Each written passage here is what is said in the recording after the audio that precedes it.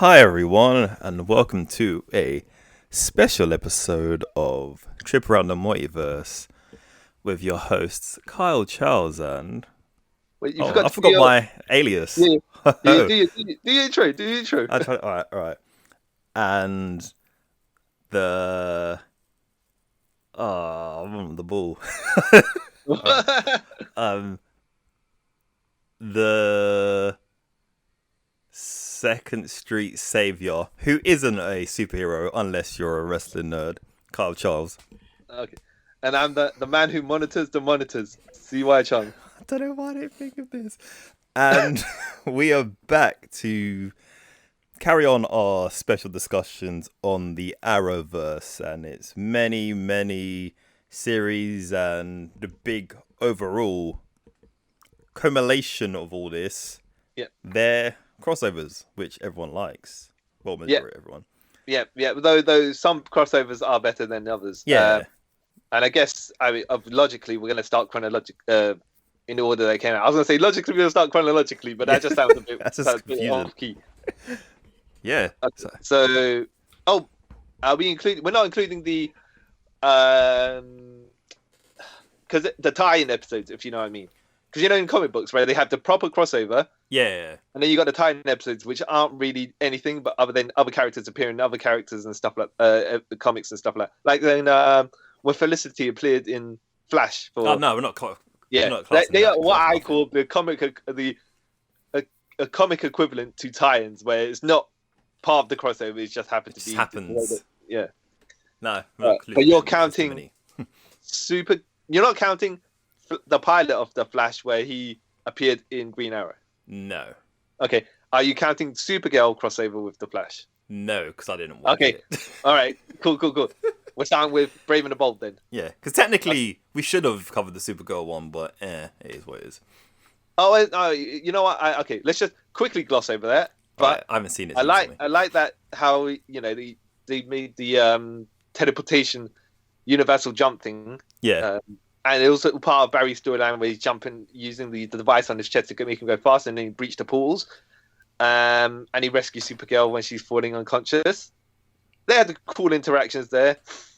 The thing I was like, her bad guys that they were fighting were basically they had human endurance, if you know what I mean. They got lightning power and one that got shrieking powers, yeah? Yeah. But Supergirl and Flash, you got super speed. Yeah. Flash, your whole gimmick is super speed. That's your thing.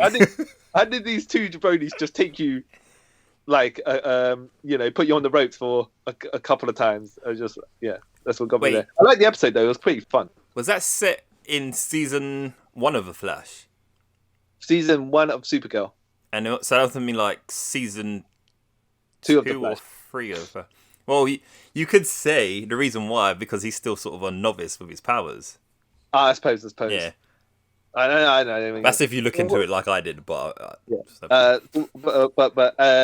what did you think of the episode? I haven't seen it, so your summary made it sound very good. You didn't watch Supergirl. No. Yeah.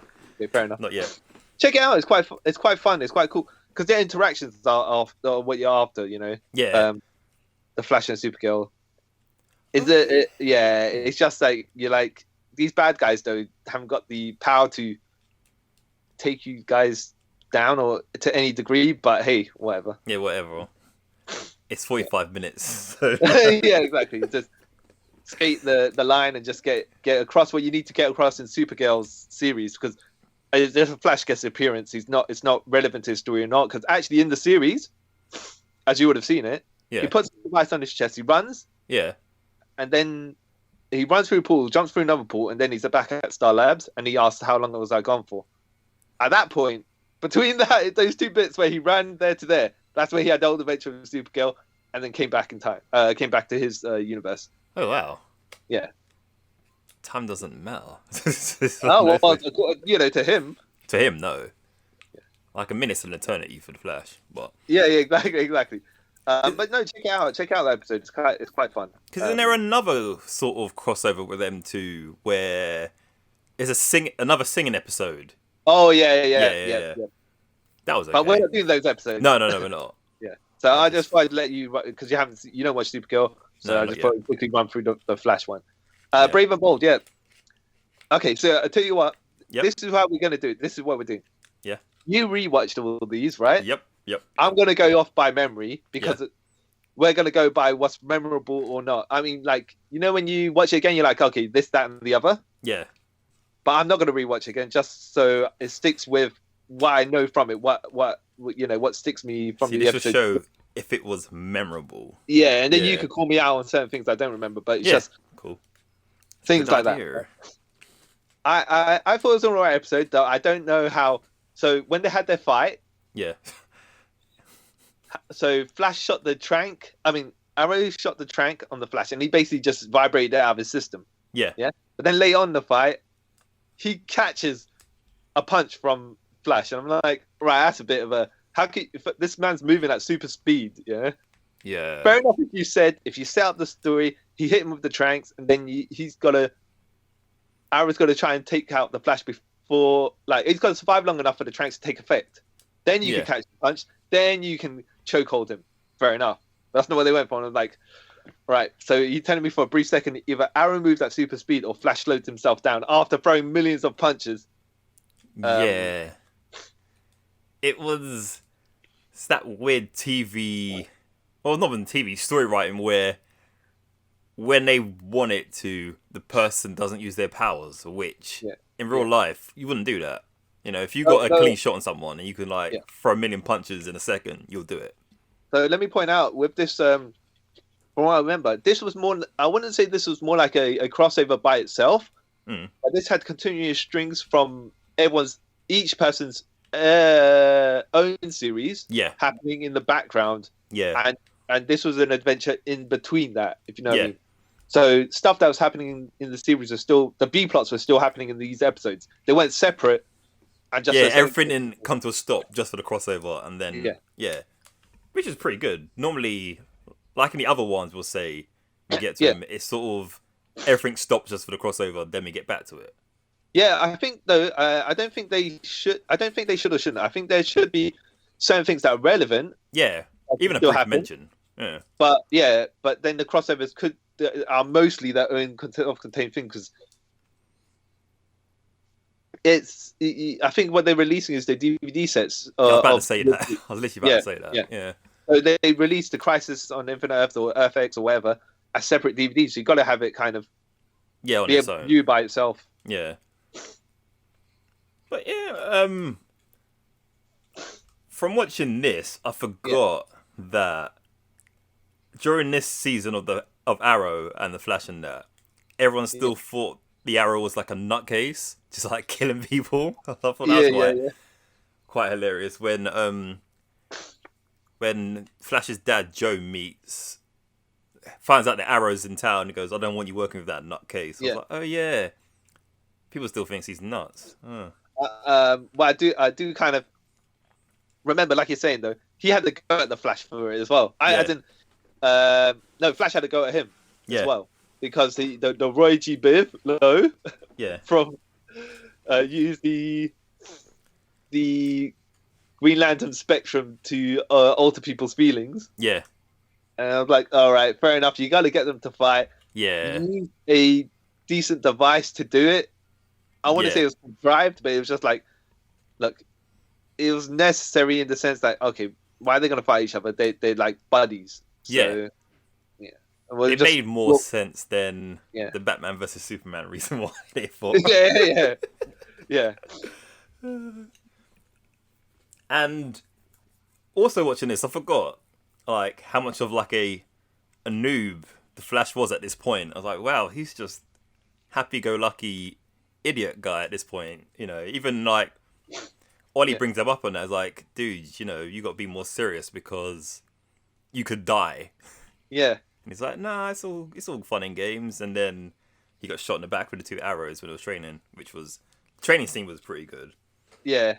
You know, but that tails into something else during the Elseworlds. Yeah. It was like, it perfectly makes sense though. Yeah.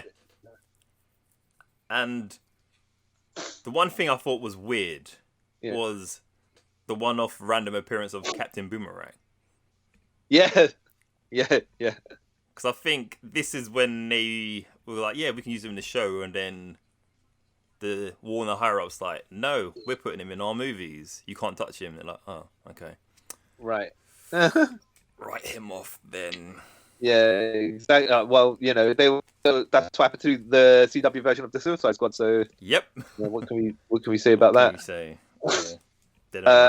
you say? Yeah. What did you overall think of the 2-episode crossover? I really enjoyed it. With some shows when they do crossovers, they tend to like lean towards one show more than the other. In this, it felt like they just merged into one. Cool. Alright, yeah, we're recording. Alright. Go on. Yeah. Well, so what did you overall think of after you rewatched it? I enjoyed it. Yeah? More than I did the first time I watched it. The first time I watched it, I just thought, oh, this is kind of lame. But obviously, hindsight being 2020, it's like 6 years on, whatever it is. Because it paints up a lot of things in the future. So I was able to enjoy this more. Like, oh yeah, this comes back later on. And to see how both characters change on the way up. Yeah. So, I did like the like Captain Boomerang using the bombs around the city stuff. Yeah. And then they all had to do everything at the same time. That's still okay. Fair enough. Yeah, and the interactions between Team Flash and Team Arrow were pretty. Yeah. Yeah, is this the one where Diggle gets he runs Diggle across? Yeah. And then Diggle pukes. And then it's a running joke of every time that something happens, Diggle's like this is really odd, or has some sort of funny reaction. Yeah, and it has his little joke hatred towards Barry. Yeah. Yeah. Okay, what did you think of Heroes Join Forces? Well, okay, Heroes Join Forces. Officially, yeah. Are we? Is this called Legends of Tomorrow? Well, exactly. It's a titling of it because it's Legends of Yesterday, is it? Yeah. Then Legends of Today, Legends of Tomorrow. Yeah. Yeah. Absolutely order. Yeah. But I think the actual title is Heroes Join Forces. Yeah. That's what it's on. And I think Legends of Tomorrow wasn't technically part of this crossover. No, but this leads into Legends of Tomorrow. Yeah. So I guess you watched them all, right? All three of those. Yeah. What I found was this is like we were saying before. Yeah. The storyline with Oliver's son was still running through these episodes. Oh yeah. So I was just like, okay, this is not individual by itself, like we were saying before. It's really a part of its own story that's happening within this guy's story. Yeah. Which is fine, but like we say, you you have to. It's a sneaky trick because it makes you watch everything. Yeah, it makes you watch all the shows, and you've just like you said with that bit, I'm like, oh, I'm missing out something. Guess I got to go and watch Arrow. Yeah, to see why. Or if you're not bothered, you'd be like, you know what? I don't need to know what happened to the rest of this mystery. Yeah, it kind of it makes you more invested, or makes you lose all interest whatsoever. Yeah. Which is pretty bad. I thought it wasn't. I thought it wasn't bad. The thing is, I mean, Vandal Savage. I don't want to say was the right villain for this crossover because in Legends of Tomorrow, I think he kind of is less of a threat than he is here. A bit more. He's a bit more of a. I don't want to say a joke over there, but he gets a bit more hammy. Yeah. Whereas into it. When he first appears, he's a bit more straightforward in tone. Yeah. He's more villainous, and then he just becomes a joke. Even though that character shouldn't be treated that way. Yeah, he gets a bit more over the top. Yeah, let's put it that way. Okay. The thing is about this is, so Cisco is going out with Kendra Saunders, who is Hawk Girl. Yeah. Then Hawk Man swaggers over there, trying to say, "Oh, your destiny is to be with me" and stuff like that. And it's just like, this is the problem with the persona of Hawkman. Anyways, he's a bit too aggressive as a character. Yeah, and when it comes to aggressive relationships, it's not a very good look. No, but then it doesn't give him particularly much you can't back him for anything because No. he's like how you kind of expect Wolverine to be in a live action, Yeah. rather than the Wolverine we actually did get, which was partially the good stuff from Cyclops and then the softer stuff from Wolverine combined to be the movie Wolverine. Yeah. Which I mean, like, here's the thing: if you actually did get proper Wolverine and put him in cinema, you'd have to do it like Logan style, where it would be vicious and stuff like that. Just so you are on the side of the guy who's a bit overly aggressive. Yeah. But like with Logan, because you've seen him in the other films, yeah, you can tolerate him becoming to what he is in Logan because it's like, oh okay. no, I'm just saying. Yeah, I'm saying, but with Hawkman in this, you can't. You know what I mean? It's he just always seemed like a dick. So right off the bat, how am I meant to root for you? Unfortunately, that's the thing. That's the actual nature of the persona of the character. Yeah, which doesn't help him. Yeah, exactly. But that's what I'm saying is like, it wasn't a bad crossover. No, it was good. It had a good run through. Like, Randall Savage was the key theme running across all of that stuff. Yeah. Legends of Tomorrow, the third part of this crossover, like, okay, it had Flash and Arrow in it, but then they decided they didn't need them in Legends of Tomorrow when it kicks off. Yeah, they didn't be there. Fair enough, makes sense. That's what I'm going to say. Legends of Tomorrow seemed a bit separate itself. Yeah, but then all the characters that did appear in Legends of Tomorrow that had nothing to do with the previous Vandal Savage thing happening in the past two episodes, part 1 and part 2 of this. But hey, you know what? It is what it is. Yeah. Yeah. Yeah. And also, this is when they introduced magic sort of into the Arrowverse, isn't it? Because like before, they didn't really touch upon like the magic side of the DC universe. Yeah. Because Vandal Savage is, what was they saying? It was that meteor that gave him immortality, and he kept on killing Hawkman and Hawkgirl through their reincarnations. Yeah. Which is, you know what, I think that's cool. It's a cool gimmick thing to have eternal rivals to that degree. Yeah, it's cool. And they kind of they used the comics history. Yeah. But the Hawkman's comic history is very convoluted. Yeah. Right? How much you know about that stuff? I've tried. I've tried. But what's good about here is they just toned down to what's necessary, or what the comics version have basically kind of decided to allow their final Hawkman timeline to be. Yeah, it's easier that way because, like you say, in his, I've tried, and I've had people try to explain to me. I'm like, I just don't care for Hawkman because of this. Yeah, I think it's just I don't think it was a bad crossover. Like I said, it's the Hawkman didn't really come across. I don't want to say he was not charismatic or whatever, right? No, he just was a bit of a verbally aggressive guy. Yeah, he was just the all kind of wrong jockey guy you want.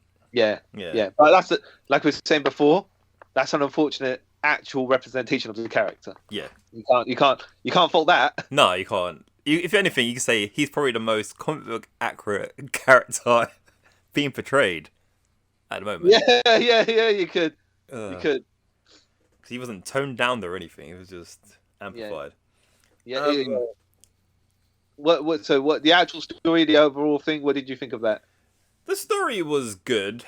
Yeah. I totally forgot about about Barry going back in time. Yeah. I was like, oh yeah, he went back in time in this, isn't it? That's cool. And this is when Ollie had my favourite Green Arrow. Yeah. I, like he's saying about Barry going back in time, I was like, oh yes, I remember that. Yeah, I literally forgot. Okay, so they went to do their plan to take down Vandal Savage. Yeah. But as he's running forward, like to the meeting point, he sees a glitch of himself. Yeah. And then their plan goes wrong. Yeah. Then he runs back in time, and then he realizes why he saw himself, because he had to tell everyone, don't do that. No, the plan's not going to work. Yeah. Which was good. Which was forwarding his storyline in his actual series as well. So kind of Yeah. it makes sense for him to do it. I don't know if this episode was just to show, hey, Barry can time travel and save everyone, you know? Yeah. But at this point, didn't he already do Flashpoint? Yes, but Yeah. that's dimension hopping. Yeah. Oh no, he must have time traveled. Yeah, because Flashpoint, he time traveled, didn't he? Yeah. Okay. Yeah. Well, that's what happens when you don't rewatch it again. You can't go off memory. He did that, and I think this is when he admits to everyone that he admits to Diggle, oh yeah, by the way, you had a daughter who's now a son. No. Is that in this one? Was that this one or was that Invasion? No, you're right. It's Invasion. Yeah. You're. Wait, hold on. Is this season 2 or 3 of the Flash? Must be season 2. Oh yeah, it's the beginning of season 2. Flashpoint hasn't happened yet. Yeah, no, yeah, you're right. So this episode is to show you can time travel, mainly kind of as their gimmick. But yeah. But yeah, it was okay. It wasn't the best. Yeah. It's just one that's still where the episodes are. It's not a self-contained crossover. It's a crossover that's happening while other stuff is happening in their universes. Yeah, which is a part of the whole crossover things. I like when they do that sort of thing. Well, what did you think of Invasion? Invasion. I really liked Invasion. Now, this was what we were saying about before. Flashpoint happened. Yeah. And everyone's beefing with Barry because he changed, because he altered the universe from the original timeline. Yeah. I'm not even going to count the original timeline, where if that you see the original Flash in season 1 telling Barry to stop himself from interfering, right? So get that one. Timeline 1, so what's happening, right? Then he changes the timeline to Flashpoint. Yeah. And then he changes it back to this timeline. Yep. Didn't change it again later, but well, he doesn't later. But... This is where things slightly alter for certain people, and they're all beefing with him because Cisco's brother was alive in the original timeline, and his brother's dead. Dead now, yeah. That was messed up. But I thought that was kind of like, okay, if you weren't watching the Flash while this is all happening, it kind of is like, what deal was this? Yeah. What's going on here? Yeah, you know, because that was me, because I wasn't watching the Flash at this point, because this is when I kind of like jumped off, and I came back and I was watching Arrow, and then got to this one, and they brought up, oh yeah, Cisco's brother's dead. I was like, oh, what? So I went back and that's what I started watching Flash again, just for that moment. Like, oh, okay, now I see why that makes sense. But at least we're gonna say this on. Yeah. Is relevant to the episode to allow them. Yeah. To split Arrow and Flash from the rest of the team while the team tries to deal with the Dominators. Yeah. And then they get mind controlled. But we're skipping something first, so let me go back here. Yeah. The Supergirl part of this crossover. You didn't bother watching again, did you? Yeah, I did. No, I watched that. Well, the Supergirl part, because the only thing that happens is at the end of her episode. Yeah, they jump. Yeah. So you didn't need to watch the whole episode. You only need to watch the last 3 minutes. I know that now. Because I went on the Arrowverse Wikipedia Fanopedia thing, and it says everything you need to watch, and that was on it. I was like, I don't remember watching this the first time, so okay, I'll watch it. And then I did watch it, and I was like, I really didn't need to watch that. But now I feel like I need to be invested in Supergirl to see what led to this point. Well, yeah, exactly. So when I first watched it, it was like, oh, the CW crossover, and then nothing happens in her episode until the very end when they jump into her universe, say we need your help, and then they jump back. Yeah, I was like, oh. And then she basically the team train. They're gonna fight aliens. So what's the best thing to do? Let's fight an alien that's here.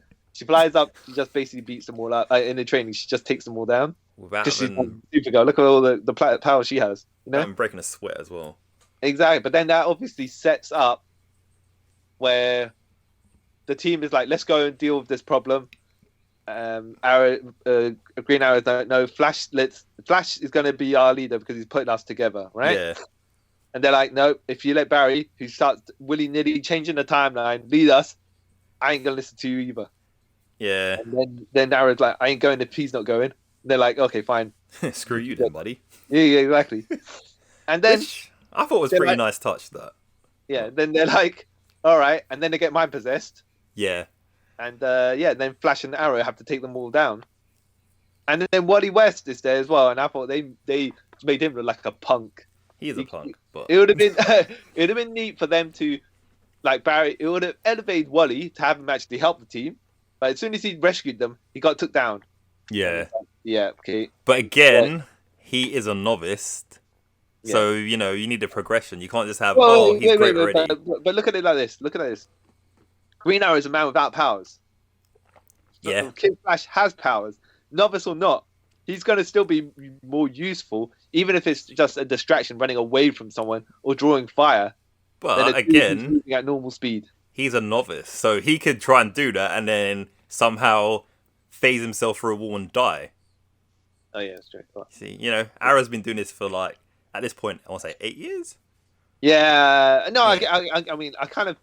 It just seemed like they had him come in there only to disable him so he could continue to help them. Yeah, I get that. That's a writing thing, isn't it? But then again, I believe it was Supergirl that knocked him that knocked him down, right? Yeah. And then that made sense because then Barry's like, "Oh, hey, chase me, Supergirl." Yeah. With the fire. It's like, okay, fair enough. Yeah. One thing I give back this show, the writers know how to sort of write someone out in a clever way. How do you mean? No, like you're saying, like the whole Wally thing. Like, yeah. If they didn't put him in it, people complain. Yeah. So they put him in it, but then they took him out logically rather than having him look super amazing. And even though he leaves in like 2 seasons anyway. Oh yeah, that's true. Yeah. So you got to sort of build him up. So I thought that's cool. I thought this would be a prime opportunity to allow him to do something, but we're gonna Flash, not in a crossover. Yeah. So, what did you think of the? I mean, I thought it was a nice team up of everyone making an appearance for the story that is like a solo thing in itself. Yeah. Because this is where they started going. Right, we need to kind of keep our stuff semi-self-contained. Yeah. Enough, but we needed that string of Barry having beef with everyone only because then the Arrow and Flash can take on everyone by themselves. Yeah. There was one. I'm trying to think. There was nothing else, like you said, that connected anything else really. Because even when the Dominators make them believe they're living in their own little world. Yeah. There was nothing too weird. We go like, oh, I don't get that. Maybe I need to go and watch Arrow or... even though like, you had a Deathstroke. You had Diggle and Diggle being the Green Arrow in that universe. Yeah. In that mind thing. Deathstroke making an appearance and Green Arrow's mum being alive. Yeah. So yes and no, but then like you say, it's a memory thing, so you kind of let it all slide. Yeah, it wasn't like say it was a normal bit, like in the last crossover where his baby mother comes. That's something that you need to explain. Yeah, but in a dream scenario, do what the hell you want. You don't explain anything, sort of thing. Exactly. Yeah, so you can get around it. Yeah. As a overall cohesive story, though, by itself in a vacuum, what did you think of it? It was good. I liked how they killed the president. That was so weird. I forgot that happened. Yeah. Also, like the bit when the Legends going back in time. Yeah. To the first time the Dominators came, and then they saved his life, and he's like, I'll give you guys an extra 5 minutes. It's not going to change my mind completely. When they meet you in the future, I was like, oh, that's a dick move, isn't it? Yeah. But it was a nice thing where they saved the Dominator. Yeah. Then in the future, it helps them when they go back to their time to not settle things, but it gives them a resolution of some sort. It gives them something to Yeah. help fix the scenario. And I'm trying to think what another thing. The whole Flashpoint discussion was pretty cool.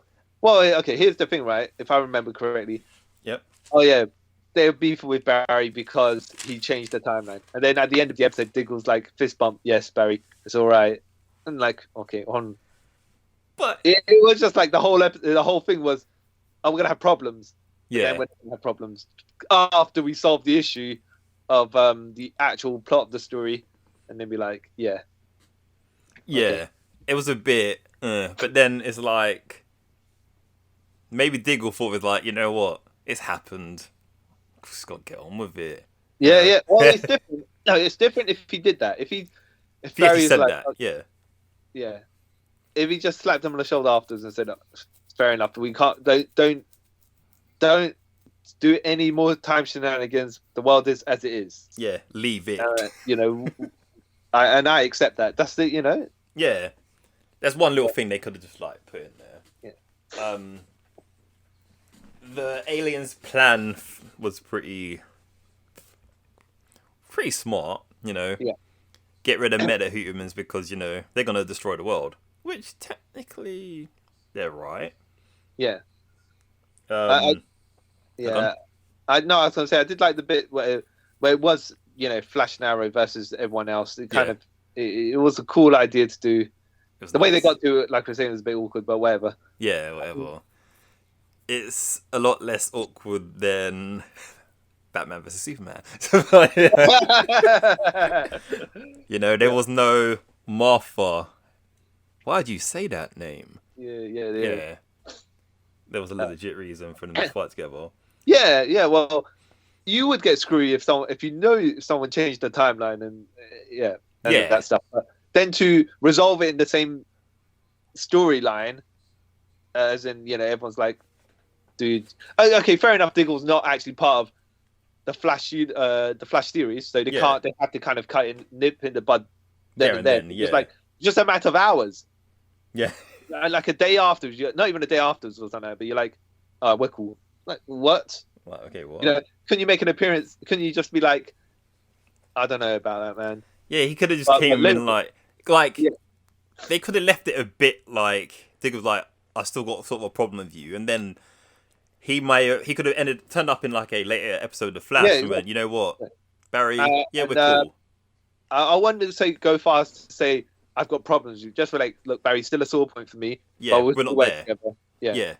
But then later on, like you say, he comes to Central City for something and then teams up with them, and that's when he's like, you know what, Barry, I've been with my kid for whatever X amount of time now, and it's fine, it's cool. Yeah, we bros. Yeah, because done that. But there was another funny thing about this episode. When Atom and Supergirl meet? Yes. And she goes, "Hey, you look like my cousin." I was like, "Yes." Yes. I thought that was funny. Jokes. But then again, what was creepy, what was odd was, so the Atom dated Felicity. Yeah. Or in Arrow season 3. The 3? And then he said in this episode, Felicity's like, oh, it's like looking into a mirror because Kara and her are very similar, right? Yeah. And then the Atom says, oh, she looks like my cousin. So technically, are you saying? Yeah. That Felicity is similar to your cousin? Yeah, that's a bit. And they did give each other a funny look afterwards. Yeah. He's one of them. It's like, I shouldn't have said that out loud. Yeah. Or at least thought about it. Yeah. But the joke obviously was because Brandon Routh used to play Superman. Yeah. And Les Boyce is playing Supergirl, who's the cousin of Superman. So that was that. I like they just gave each other a silent little quick look, and then we were like, okay, we'll just we'll move past that. Yeah, exactly. But yeah, and another thing I did like, again, what I said like for the last episode. Yeah. Each of these crossovers, you sort of see Barry like grow as a character. Yeah. From being like the stupid novice to. But I think that it follows on for another issue because he's all powerful. The Flash, he moves that super speed, super reaction, all that crap, right? Yeah. So they need to taper him to a certain degree to allow everyone else to do stuff. Yeah. Especially if you got like Wally West in there, you got two Flashes. I know, I get why they had to take him out, but Yeah. with them powers, you can basically not do anything. But Yeah. between him and Supergirl, they could probably just take down the thing, resolve the issues by themselves. Yeah, pretty good. But then that wouldn't be the story. Wouldn't be a good story, would it? No. It'd be It's like oh, a 20-minute show. all right. Yeah. Yeah, and I like how, even though Oliver is like the most experienced out of all these people, will say he doesn't want to be the leader. He's like, no. But I think well, what's good in this particular thing is he knew Barry was having problems. He could obviously tell, and he's just like, look, this is how I'm gonna resolve it in my Oliver style way, where I'm not gonna tell these people to be mature. Yeah. I'm going to lead them in the direction where they have to make a choice to be mature. But yeah, I like Ollie. Favorite. He actually had the good attitude for what was happening within that episode. Because he was like, look, man, something's happening here. You guys got issues, but right now, it's something bigger. Time. Yeah. But everyone else is like, my personal problems take forefront over a world invasion. Yeah, because I'm a stupid human with feelings. But like we said, that was all the whole point of them. So to allow Flash and Arrow to be by themselves, find the rest of the team. So yeah, it was good. Yeah. And then, so anything else you liked about that one, or? No. They had cool elements in it. Like Flash. How Flash got Supergirl to chase him while she was mind controlled, and then vibrated when they went to a head-to-head, so she went past and smashed the mind machine. Yeah. I'm like, okay, neat. Obviously, he's not going to be able to take her any other way because she's a flying brick. Yeah, basically. Right? And all he's got is super speed, but he's never going to be able to hurt her. Mm. And I did like how I'm pretty sure in this he outran her heat vision. Yeah. He did, yeah. Because he's a man. So I was like, okay, cool. Nice tidbits here and there, nice humorous sections here and there. Yeah. What did you think of the Dominators? As in what the CGI looked like, or CGI and them in general? Because I've totally forgot they existed. As the villain for this story, you mean?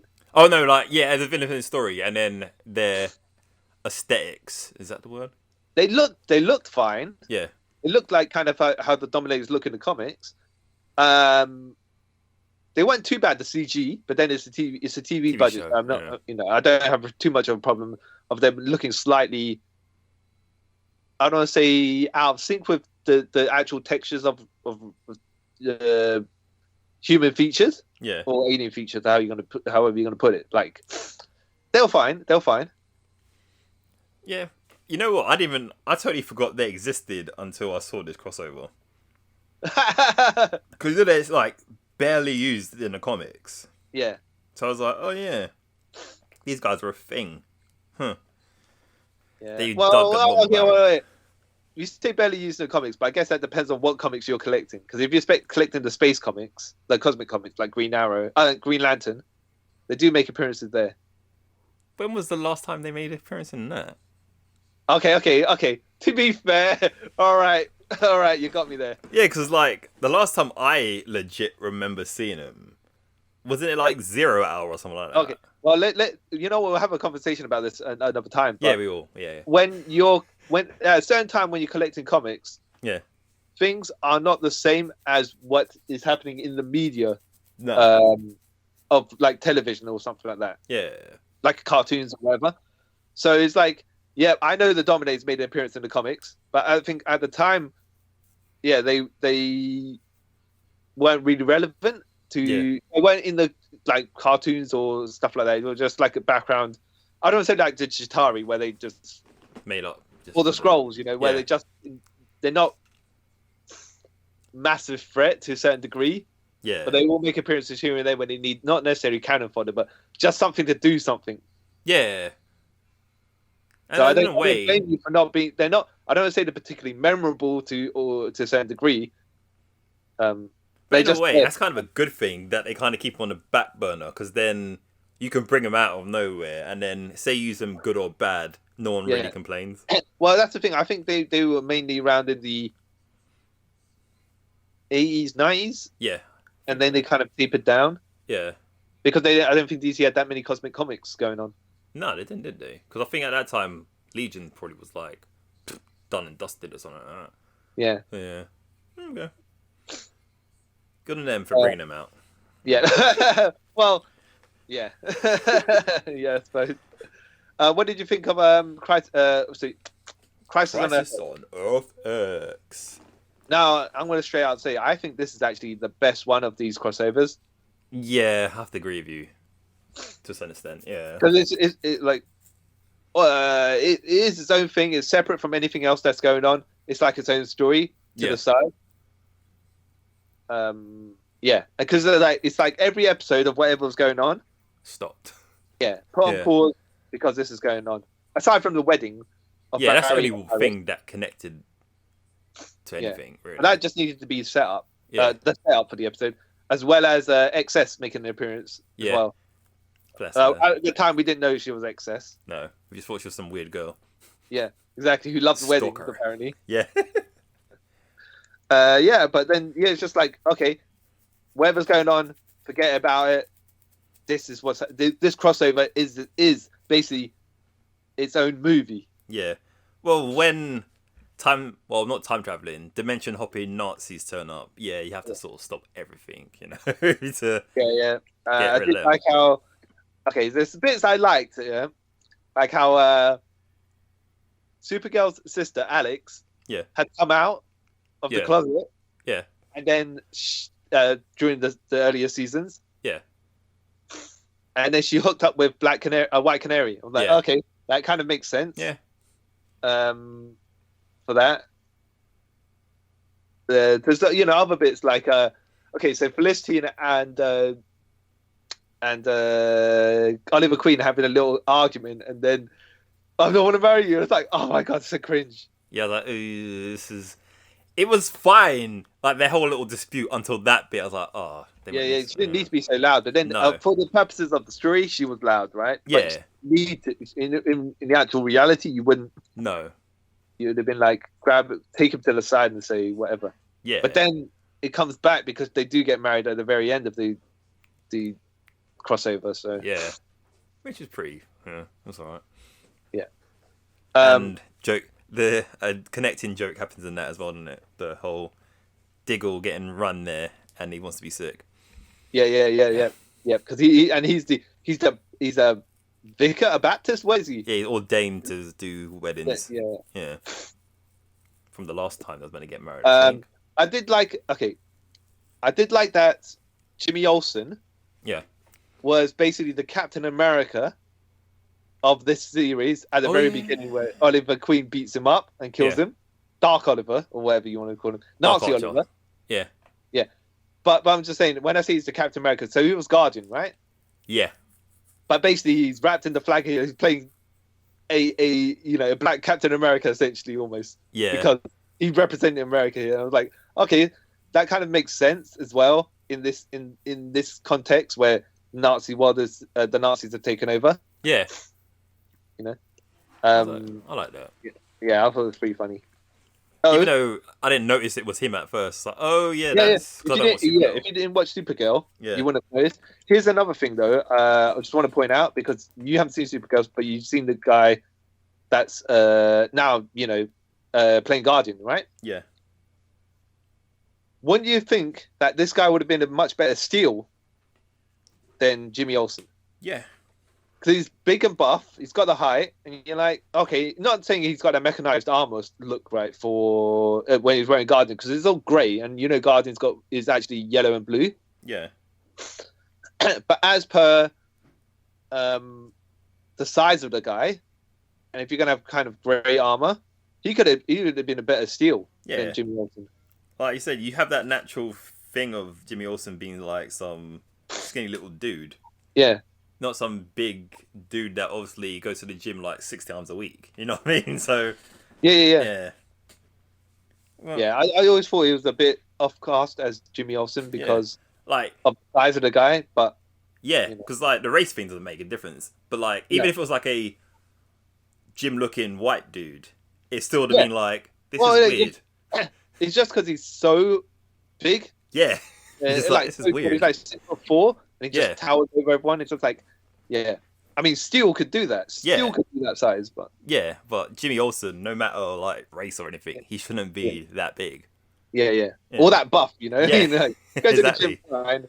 But but I like that the entire self-contained crossover. I did think, okay, it wasn't going to happen, but I was like, all right. So when the heroes have their resolve the plot, or the final fight where they find all their opposite numbers. Yeah, I thought, okay, you know what would be cool, because Superman had made an appearance at this episode at this point. Yeah, and they write him off as well. They say the Nazi version of Superman, something happened to him. I think Kara killed him or something. Did they say that? I can't remember. There was a reason that I don't think he landed on Earth in this universe. Yeah. But I would have thought it would have been neat if they took down all the Nazis, and then evil Nazi version of Superman comes down from there, and he, like, called Uberschmeck, or had the how they would call him, and he's the Führer of that world. He's the actual Führer. Yeah. They could have wrote the story like that, and then it'd be like all the heroes there have to team up to take down Nazi Superman, which would have been something. Would have been something, but then you have to sort of lead from that from the start, because like if you just randomly sort of bring that in the end, it's like no, that's what I'm saying. They should have set the storyline that was what's going to be going on. But you don't need to have that Superman make an appearance. You just call him the Führer. Yeah, and he's all powerful and stuff like that. And then at the very end, he makes the appearance. Like you don't know who the Führer is. You keep it a mystery and stuff like that. Yeah, but I like how Leonard Snart made his appearance. Yeah. With his comics accurate costume enough. Yeah. And then where him and the Ray are a gay couple. Yeah. Okay. Fair enough. That's cool. I like that. I was like, oh. Yeah. And how this Leonard Snart was completely different from the other one. Well, it was more like the original version of how Snart was written, because by the time he started going to Legends of Tomorrow, he started being a bit more, I don't want to say wacky, but his plans, like they even say about Mario saying, Leonard Snart from my universe, you make up the plan, you execute the plan, watch the plan go off the rails, throw away the plan, and then he's like, then Leo Snart is like, that is terrible advice. Like, you know what? Yeah, exactly. I planned everything down to the last second. So you just see kind of how when you watch Snart from season 1, to Snart to Legends of Tomorrow, you're like, his planning's gone a bit off the wall here. Yeah, he's just making up as he goes along now. Yeah, but so I like kind of how they point it out. Yeah, I liked. Like you said, it's probably one of the best ones. I liked how Prometheus was actually Tommy Merlin. Yeah. That was cool. Like, Yeah, nice. They made a second a reappearance after all that time that he was dormant. I want to say, but you know what I mean. He's dead in the series. I also liked how the Rebels' secret weapon was Red Tornado. That was so random. Yeah. But awesome. Yep. He was a nuclear bomb, technically. Yeah. But there was also, I think there was, and the fact that they actually did have all the heroes, like in their costumes, fighting off all the Nazis at the very end. Like we got everyone there to do stuff. Yeah. So I was like, okay, that's pretty cool as well. Even though they threw the Arrow lot in the last episode, because at the start of it, Black Canary and what's his face, Wild Dog weren't there until the big fight for Metropolis. Yeah, to be fair, you could only have certain people. Like, I'm going to make allowances for schedule and stuff like that. Yeah. But they didn't need to be a massive part of it, because some of it took place in the Nazi world as well. And so you wouldn't have them there anyways, because you only teleport a certain amount of people across there to there. Yeah, because it'd be weird if you brought everyone. Yeah. Even though logically speaking, if you were having a fight with all these Nazis, you probably take you take as many people as you can. You probably leave some people back for defense, so it actually does make a lot of sense. Yeah, but I guess what would Wild Dog actually done if they took him to Nazi world? Yeah, really? yeah. What could he have added if to the team that Black Canary? She could have added something, but what would he have added really? But then what would Black Canary add that White Canary isn't already got the abilities of? The Sonic Scream. Okay, fair enough. That's the only thing, but because obviously White Canary's a better fighter, so yeah. But I guess writing wise, they brought White Canary there because the whole Nazis capturing like homosexuals and stuff and putting them in concentration camps. Yeah, story wise, it makes sense. To the story. Yeah. What about okay, the actual story of why they crossed over is Overgirl, the Nazi Supergirl, was dying. Yeah. For some reason. I think Finny said she's taking too much power from the sun, so she's basically got like cancer. Okay, no, that makes sense. But then it's also, why isn't actual Supergirl got this? Yeah, I know. Whatever, right? But whatever. She needs some sort of transplant. Yeah. And you're like, okay, fair enough. They have to go to this world. They go to Earth 1. Yeah. Try and take Supergirl's heart or whatever it is. Yeah. Well, okay, that's quite logical why you would invade another world. Makes perfect sense. Makes sense. Yeah. Like, a lot of these crossovers, they have reason. They're not just crossover the crossover's sake. Yeah. Now, I will say this. Yeah. So they got Overgirl and they got Dark Arrow. Yeah. Okay. Which are the inverse version, which are the Nazi versions of Supergirl and Green Arrow. Yeah. But for the evil version of the Flash, they got Reverse Flash, and it's like, okay, yeah, I suppose. I suppose. Yeah. Why wouldn't he? Why wouldn't Bubba Thorne do that stuff? I'm not sure you could have worked it with an evil version of Barry, anyways. Yeah, because I think with Barry, or how they've said it anyway, Dick Grayson, apparently in none of the universes, he's evil. So I'm guessing in the Arrowverse, they've sort of done the same thing, except for Cicada, but then that sort of debunks my theory. Yeah. Yeah. So it's like, okay, fair enough. Yeah. Another thing in this was quite sad. The death of Professor Stein. Yes. Yeah. Now, I like that he didn't get it. The sense why Jefferson was having a problem with him. Yeah. No, like, if I leave, then you can stay if I give you powers, right? Because no, it's not about the powers. It's like, dude, we're team, me, you're basically my foster dad, or to a degree. You're like family to me, man. I don't want to do this without you. That was quite touching. I was like, oh. Yeah. Because it actually built up of, I want to say necessarily 3 years of storyline from Legend of Tomorrow to there. But I think we forgot to mention that Stein suddenly had a daughter that appeared out of nowhere. Was that in Invasion? Yeah. Okay. Because that's relevant here, because she helps him. She's part of the reason why Stein wants to leave the Legend of Tomorrow. Yeah. But yeah, it's like, okay. And that's. But then you're like, well, he's either going to go off happily at the end, or he's going to die. And he didn't either. Yeah, he died saving the team, helping save the team. And you're like, no. Yeah, it was. And going back before we go into that as well. Yeah. When there's a funny bit when Stein creates a new power for what is his name? Jackson. He goes, Jackson. I've got basically you have the power sort of a spider.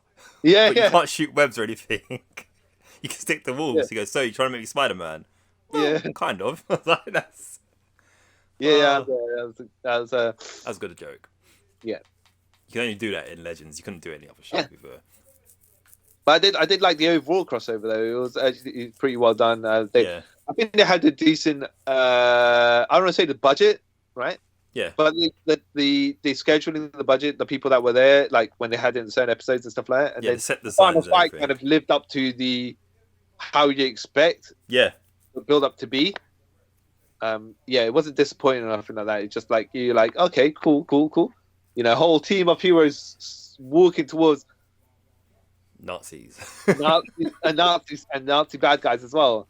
And to be fair, I guess for the Nazis, they couldn't have a reverse version of everyone there. Yeah, no, because And the cannon for the Nazis that with their guns and stuff like that had to fight certain other people. So it was like, okay, fair enough. You're just gonna have Arrow, Supergirl, and Flash be the main leads, main villainous leads for the opposing team. Like, okay, fair enough. Yeah. Plus, but then you're like, when you look at the amount of firepower you have on the heroes team. Yeah. Right? You guys, you bad guys, you can't take these guys down. Exactly, because they was at this point, they had everyone, didn't they?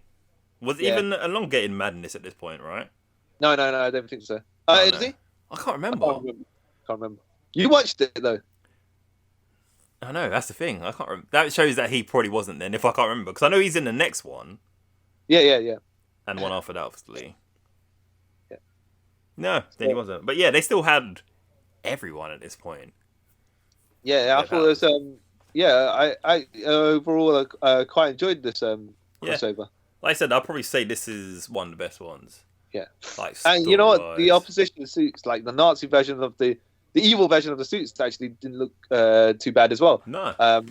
They didn't have the swastika, but they had the double S's. Yeah. Like, okay, that kind of makes more sense. Even the Flash, Reverse Flash, sorry, he had his double S's. Yeah, exactly. But that made lots of sense. Yeah.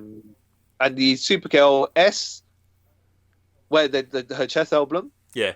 With the two S's, and I was like, okay, fair enough as well. Do lining S shapes. Yeah. You know. And even they pulled back Quentin Lance as that. Yeah. Nazi. And he was the only one to play the thing with a German accent. Yeah. He had an English accent, which is weird. Everyone else speaking English with American accents. Yeah.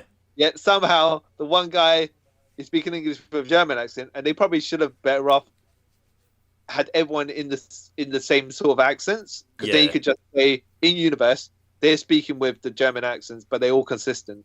Yeah. We're just hearing them, the audience outside of universe, with English accents for the ease of or audio. Yeah. Yeah. But then, when you have the one guy who speaks different from everyone else, you're like, oh no, is it because no one kind of throws you out?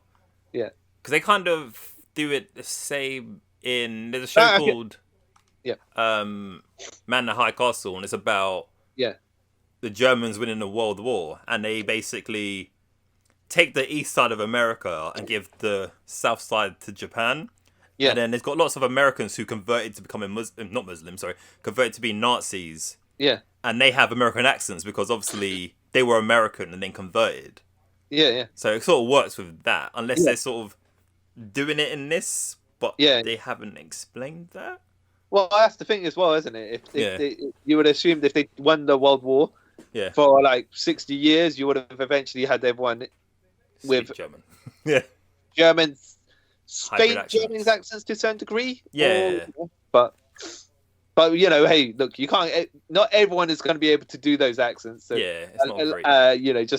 You kind of just let it slide. Yeah, it's not a very easy accent to pull off either. So yeah, or be called offensive. Yeah. But I enjoyed it. It was very cool. Very good. And it ends with a happiness.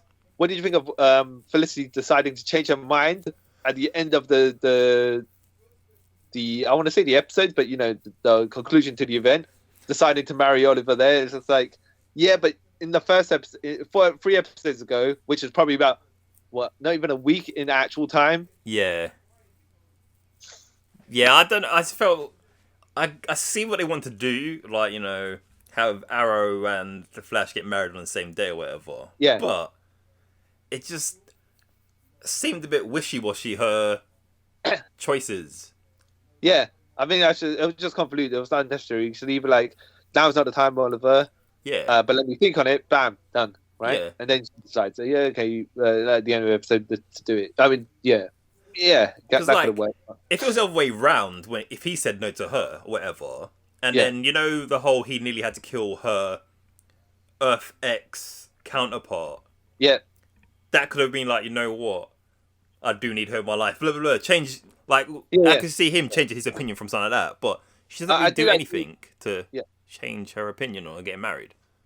Yeah, I did. You mentioned FX counterpart, and I was like, oh yeah, we forgot to mention that. Yeah. So she was a cool character there. She was different enough from actual Felicity, but still trying to do help the rebels, quote unquote. Yeah. So okay. So it makes sense. Yeah. What? She was like the goth version of Felicity, though. Yeah, before she dyed her hair blonde. Yeah, but I was like neat because I was kind of like also a kind of a callback to her teenage years, but it was more like when they flash back to her when she was younger. Yeah. So this character still looks like consistent to the version of her when she was young. Going through that phase. Yeah. Makes sense. Good. Good. Okay. What? Anything else you want to say? Oh, one last bit where they're about to cut Supergirl's heart out. Yeah. And she's like, "My cousin will save me." And then Bob Thorne says, "Your cousin, Superman. I remember. I raced him. He wasn't fast enough." Yeah. And I think he said something along the lines of, "And he won't be here to save you." Yeah. Then he puts his knife down on her skin. Yeah. But it doesn't cut, and he can't move the knife, the scalpel. And it's the Atom blocking the thing. I was like, oh, okay. Well, technically, I didn't get that. From the thing before, but not her actual cousin. And then later on in Crisis on Infinite Earths, it is the guy who looks like her cousin. So okay, right. I was like, oh, that's a neat little that's a good one. I didn't think of that. Follow up.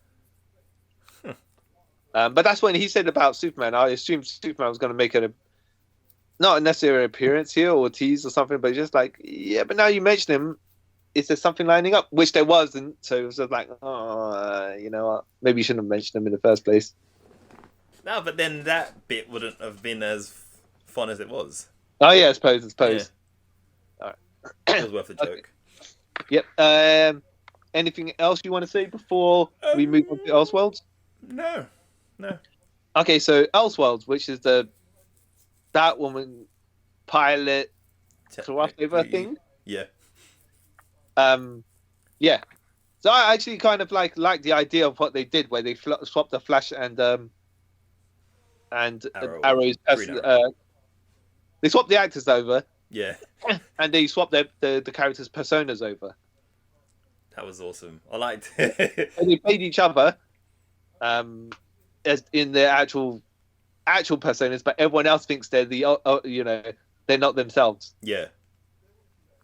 And I thought it was quite a fun gimmick to get this episode started. Yeah. Yeah. So it just starts with Ollie in bed with Iris, doesn't it? Yeah, but not in bed. But you know what I mean. Sleeping. Because it'd have been really. Yeah, that'd have been really weird and some weird. Wait a minute, they're just waking up from the morning, but it would have been even funnier. Like with the other scenario, it was like, wait a minute, get off me, woman. I don't know, because that goes into some weird territories.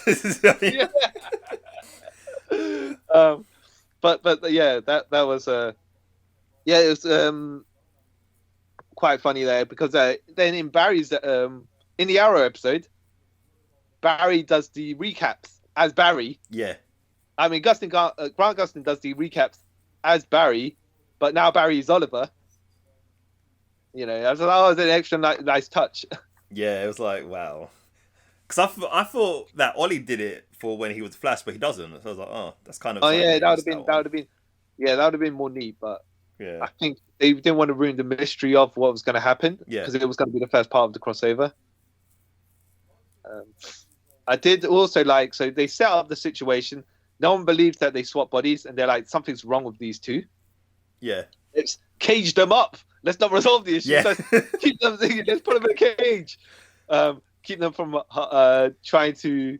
I don't know. I don't want to say harm themselves, Yeah, I think they're just trying to say logically, oh, there's something odd with these guys' minds, and we don't know what the problem is. But they're trying to say that they're each other. So let's keep them contained until we know what we're going to do with them. yeah. Fine. But you know what's funny about that? Even it's like in comics and anything, any sort of media, Yeah. like they deal with weird things anyway. Yeah. So wouldn't you think, hey, you know what? Maybe we should listen to this guy because last year was fighting aliens, so anything's really possible. Yeah. You know what I mean? It's like, huh. But I think that because the issue is their whole persona's got like everyone's memories.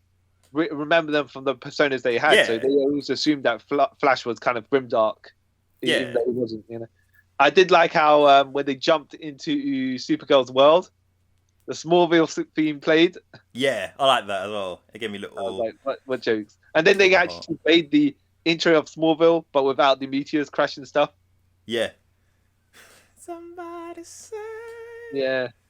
Oh, That was pretty cool, and that's the fact that there's Superman here now interacting with Lois. I didn't. Is that your cousin? Yeah. that Well, him? the thing is, it's like, Kara, maybe it's time for me to retire Yeah. because I'm gonna have a baby. I'm like, oh, it's just. I don't want to say you're pandering too much at that point, but she's already beaten him up. He's already kind of admitted that he wouldn't be able to do certain things that she could do, like mentally. And then it's like, now I'm having a kid, maybe I'm going to hang up my boots. I'm like, right, okay. You're pushing the main character of your series a bit too much now. Nah. Like, if it was Superman, and then the show was called Superman, and then it was the other way around where he was like, you know what, not Lois, you know what, Kara, you should take over, blah, blah, blah. Then I can see it as pandering, but it's her show. Actually, you know what's funny? As you point that out, if it was his show and he did that to her, I could. And he said to her, because if it was at the end of his show's coming to an end, and she made an appearance in his show a good couple of times, like for a good couple of seasons, and that happened, I'll be like, okay, you know what? Actually, that makes sense. Yeah. You're writing up a guy who's supposedly the greatest superhero in the world. Yeah. I know at the point, she had been around for a couple of years. So it made sense for him to kind of hand off the torch to her. Yeah. I see nothing. But it's like every time he makes an appearance, he's putting her over verbally. It was her show. He has to, isn't it? Oh yeah. Well, he doesn't have to, but they make him. No, make it like it's Supergirl. It's not. Yeah, and I will say, I will agree with you. At that time, they probably didn't know how much they were going to be able to use the guy. So it's like, just have him. Yeah, when you need have him power in the back every single time he makes an appearance, because then if we can't use him, that's fine. He's done his job. You don't want a situation. I was like trying to use a wrestling fit situation that happened, but I can't remember. But yeah, go on. Yeah. But they have to go to find. Wait. Okay. They're looking for the Book of Destiny. Yeah, which somehow they tracked to Gotham. Yeah, because the Monitor gave the book to John Deed to rewrite the universe. Because at the start of the whole thing as well, we see, I want to say, Earth 90, and you see all the heroes of Earth 90 battered to a pulp, whatever.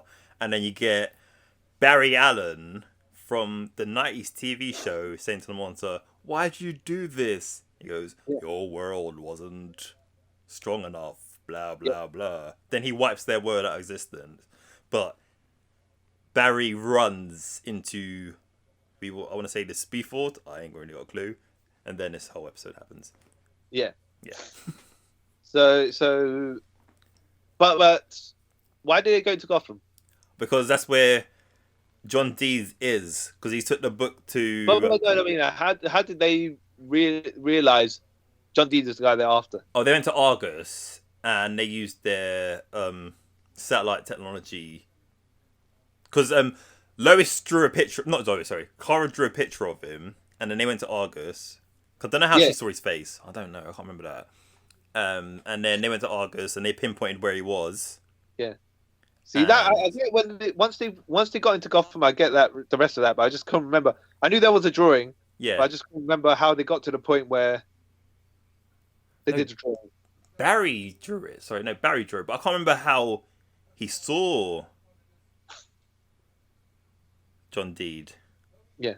Yeah, but anyway, they went to Argus and all that stuff happened. Because that's when they haven't told they meet. That's when Oliver and that meet Felicity, and they haven't told her that they've swapped bodies. Oh yeah. Yeah. Before we go into that though. Yeah. They fight Amazo, which I thought was pretty neat for a TV budget because you can only do a certain amount of things. But then the fact that they created the Amazo android who takes the powers of Justice League in the comics. Yeah.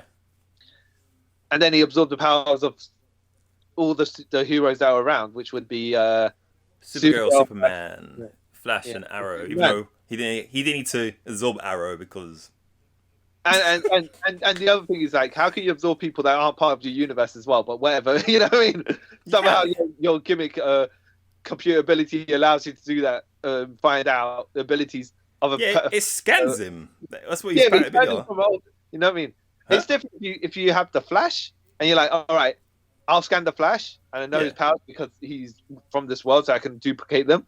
But then you got this random guy from another universe. You're like, I don't know his powers exactly, but somehow I'm going to magically duplicate. Yeah, he uses his scanners and it scans their bodies, and I guess it figures out what power. I don't know. It's maths. You know, yeah. I get what you mean. It's kind of dumb. But how they took him down was actually pretty neat and stuff. Yeah. Like, oh, okay. They're not going to fight, but Superman was trying to, like, he thought he took him down, but it was like, oh, okay, there's going to be a bit of trouble here. Yeah. The one thing about this scene as well, which irritated me a bit. Yeah. Like, after they beat Amazo, when Barry does the Amazo, you failed this city, or whatever thing. Yeah. Yeah. His interaction with Iris made no sense to me. Yeah. Like, you can't become like him. You don't become dark like him. Blah blah blah blah blah. I was like, what has Barry done to this point to make you think he's coming like Barry? Yeah. He killed a robot, not a human, a robot. Yeah. But the other thing is, you were saying about Cisco vibed, and that's how they see Deegan. That's it. Yeah. There we go. I knew it was something. Yeah. So, then they go to Gotham. Yeah. And the whole mystery of does Batman exist? Is he real or not? I like the little argument that Barry was like, "No, I'm the first vigilante. The Batman doesn't exist." Yeah. And then they at that point he didn't exist. No. So they kind of retcon him in by saying he does exist, but no one believes he exists, which they did for a period in the comics anyway. So I was like, it makes sense. I don't see why not. But to be fair, as well, they could have gone this, like, in the Arrowverse, they could have went this long without, Batman was real or not, because you only ever hear about only ever hear about Star City and Central City. Yeah. So if you don't mention it, doesn't mean that it's not there, but doesn't mean it is the sort of thing. Yeah, so that's kind of clever with that. Yeah. Because I think they do mention Bruce Wayne a couple of times. Yeah, and even Bloodhaven. But I don't think they ever mentioned Gotham by name. Well, they do say that Oracle exists. The name was taken. Yeah, but, like they kept themselves clear enough to the point where they could. Yeah, if they got a chance, yeah. Yeah. Yeah, I like how they handled that. That's pretty cool. Yeah, I did like the interactions between Batwoman and Kara as well. I like that as well. I wrote that down. Yeah, I like that. They were pretty fun together. Yeah. What could have been a good friendship. Yeah, they kind of as well worked a way that Bruce Wayne didn't need to be there. Yeah. In Gotham. And Kate Kane took over his stuff. Yeah. Made sense. Yeah, it didn't feel forced or anything. Yeah. Hold on. We've got to mention. So when they jumped over to Supergirl's universe. Yeah. And they tried to train each other on how to use each other's powers. Oh yeah. And then Barry did the thing where he told Oliver to run at him or shoot an arrow. Yeah. then the trap sprung up, like we were saying about the first crossover. The trap sprung up and got Oliver in the back. Yeah, and he's like, he weren't happy with that. Yeah, because he goes, "You better not shoot me in the back." Arrow goes, "Why would I do such a thing?" And then it happens. and then they all laugh. Then everyone except Oliver laughed about it. Yeah. Because how can you make a mockery of my abilities and stuff like that? Did you ever see the cut scene, by the way? There was a deleted scene on YouTube. I think the CW put it up where Clark is running around the barn teaching Oliver how to use super speed. No. So it's just a really quick clip, but all you see is that it comes down, you know, the Smallville barn, the red barn? Yeah. So you see the gap in the middle where the tractors go, and just two blurs run across it and then run through it. Yeah. Clark stops, puts his glasses down and wipes them. Oliver comes behind him. Yeah. But because he couldn't suddenly stop. Yeah. He stopped a bit too far. Like Clark was like, just give it a sec. And then, boom, Oliver is kind of, but a couple of feet away from him, like a couple of meters away from him, because he couldn't stop properly. Okay, I'll have to check. And then Oliver asked him, look, time's wasting. What's this all about? Yeah. Why are we doing this? Clark's like, look, when I was a kid, one time I was running in the field, and then suddenly I super sped across for miles. Yeah. And then by the time my parents found me, it was dark and stuff like that. But next day they took me out here, and they told me to run. They were teaching me how to control my powers. That's what we got to do with you, Oliver. And then Oliver's like, he sighs, looks at him and goes, "All right, again," because that's how he speaks to people, right? Yeah. A bit abrasively rude and stuff like that. Well, no, I want to say aggressive or something, just like a bit more curt. Yeah. And Clark looks at him for like a second, like, just like, and then Oliver says, like he tips his head down. And he says, "I know you're right." So yeah. Let's go. Yeah, exactly. And I was like, okay, this is actually a really good scene. They probably just didn't have enough time to put it there. Yeah. It's only a minute or so, but it's just like, it just gives you the idea of what Superman represents, and then how Oliver's getting on top of the powers that he's got. Yeah. I was like, oh, you know what? You should have kept it in there. You should have made a lot more. Why I didn't. Yeah. But also, there was another bit. Yeah. When they get to Gotham, which is pretty cool, that one of the street name where they get arrested on is called Nolan and Burton. Yeah. That's what I was like. That's hilarious. Good on you guys. Yeah. And then when they get gassed. Yeah. By the Scarecrow gas. Yeah. To fight in Arkham.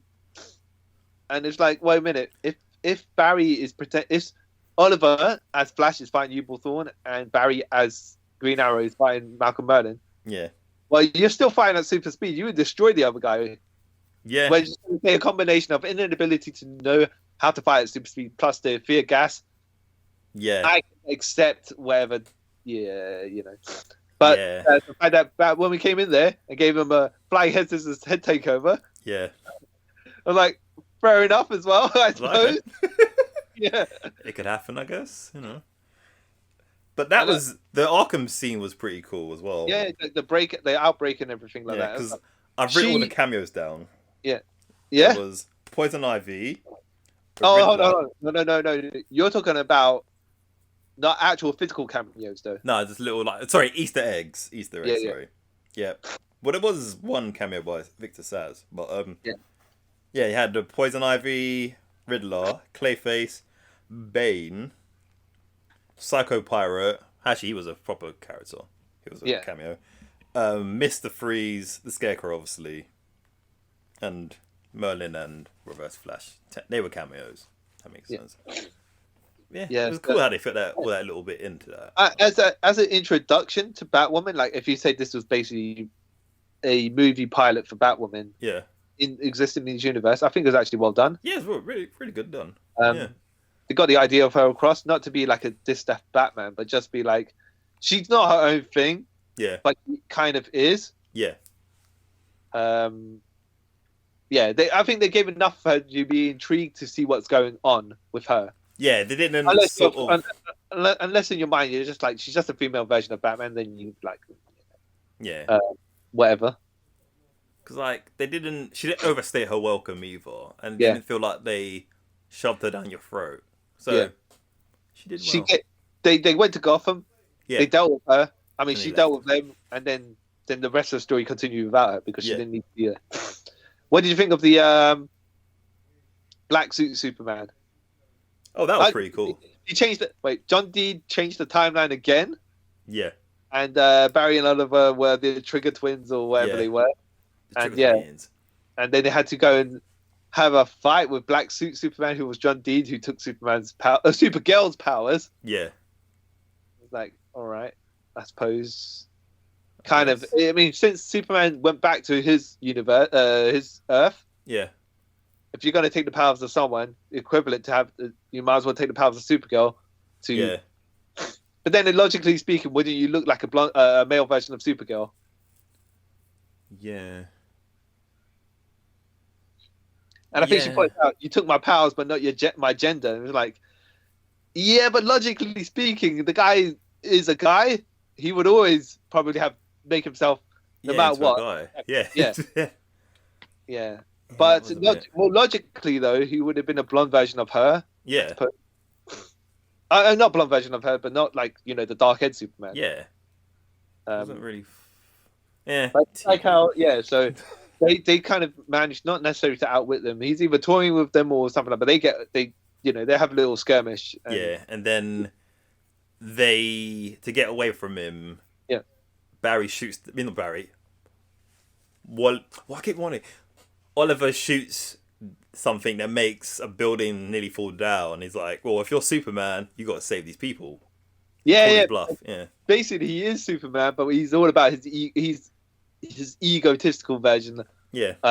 Sean Dean just wants all the glory. Yeah. And not people. He doesn't want people to stop his from his thing from happening. Yeah.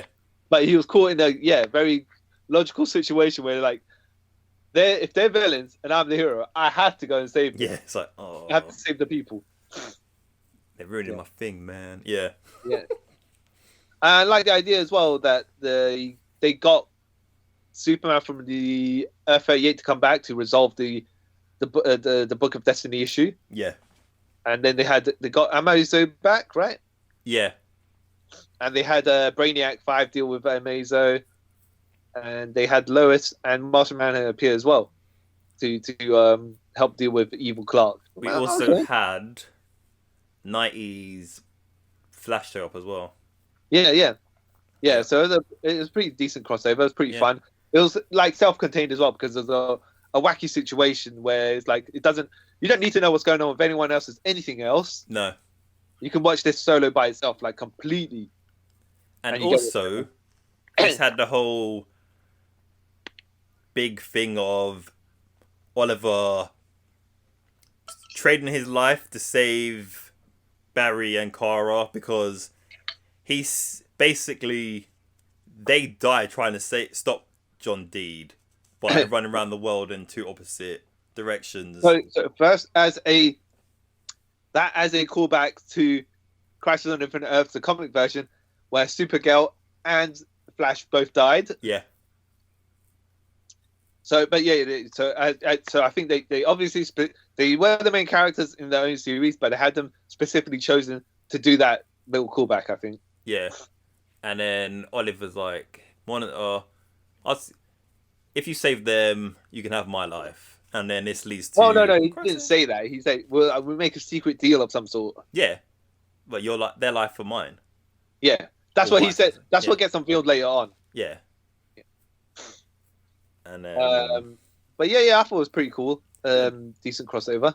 Yeah. I think, once again, when Superman appeared to fight someone that's super powered like evil Superman, he just got treated like a jabroni-ish. He's... got to remember, in these shows, Superman's like a third-tier character, so who cares? Yeah. That's what I'm saying. Yeah. Like, I think they should treat him with a bit more. Once he's got his own series, they'll treat him with more respect. But it's just like the black version of the black suit Superman was just taking normal Superman. You're thinking, you got the same powers. You never know. He did rewrite Destiny. He might have more powers. Oh, yeah. Okay. To be fair, yes. But when Superman was fighting Superman in Crisis on Infinite Earths, it wasn't that one-sided. There there was another thing I forgot to say as well. Go on. That there's a Bizarro reference in this as well. When Earth 38 Superman comes and he sees Doc Superman, we call him, he goes, "Oh, something like this has happened to me before." Yeah. And, referring to, was it Superman 3? Well, yes. Wait, hold on. Are you sure not get mixed up with Crisis? No. Okay. Because if that happened, yeah, he probably, because Superman had his own adventures in Supergirl. Yeah.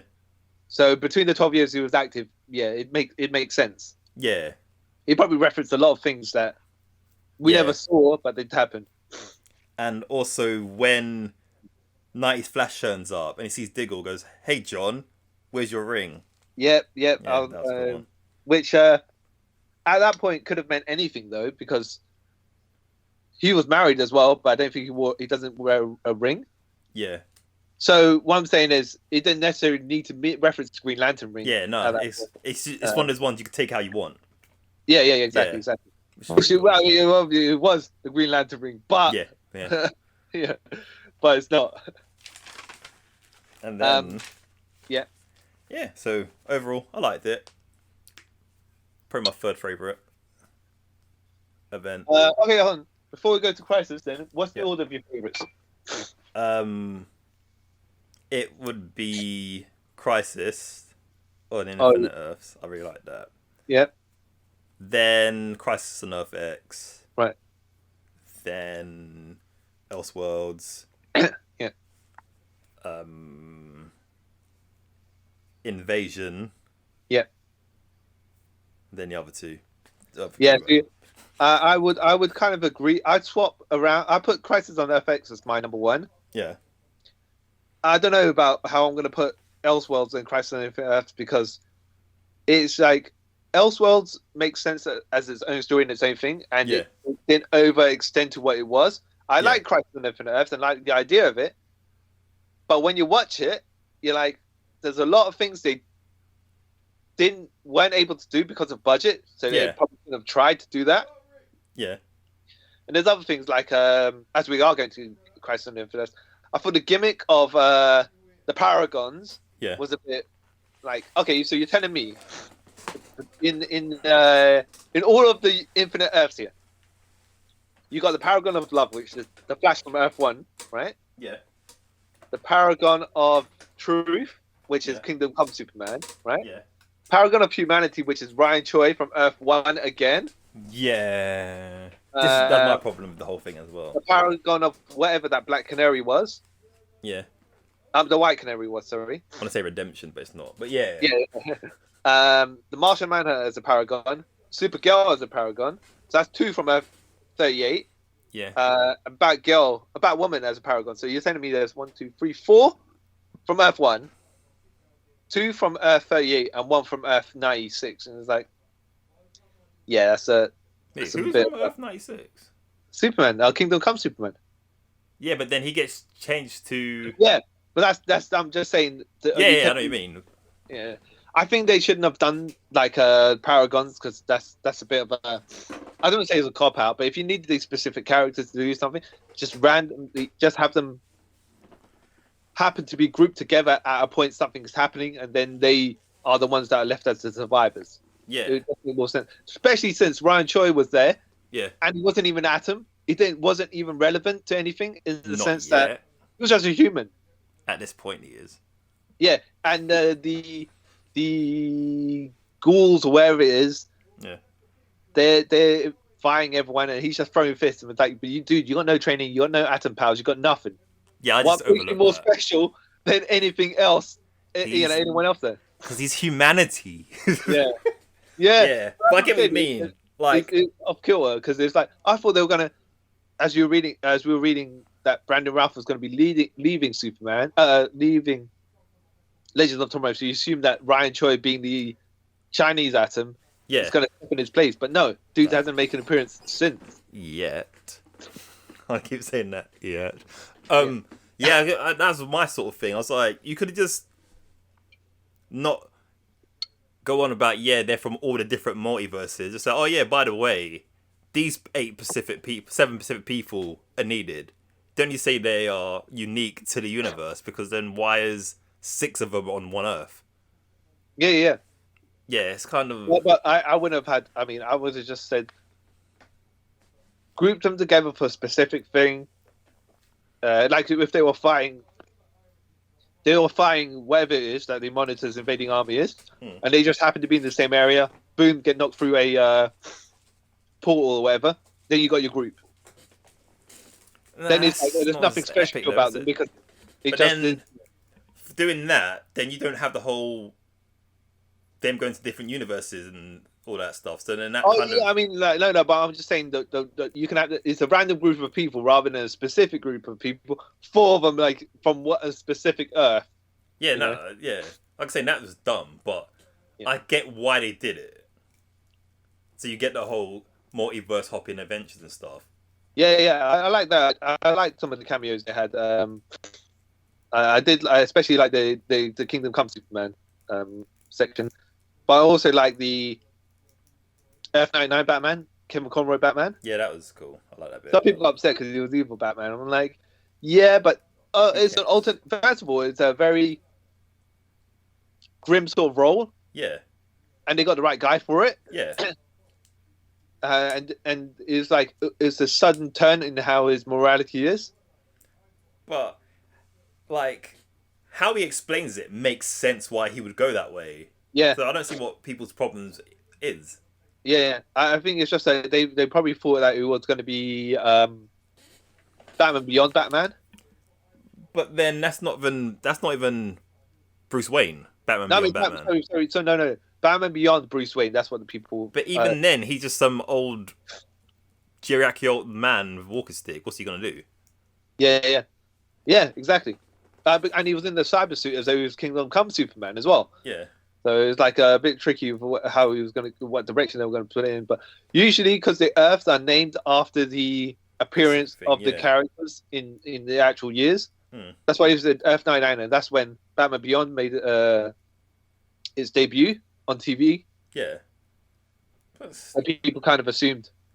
But what would have been neat? What would have been neat? I read somewhere.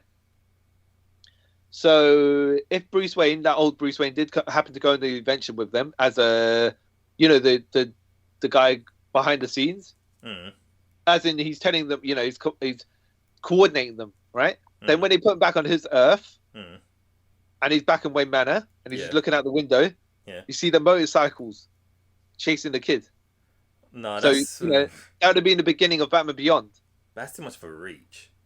No, I'm just saying if they could have filmed it, like if they were to do that, and he was legit that Batman, they could have just done it like that. It was but like, then you got the Batman whole. Beyond happened.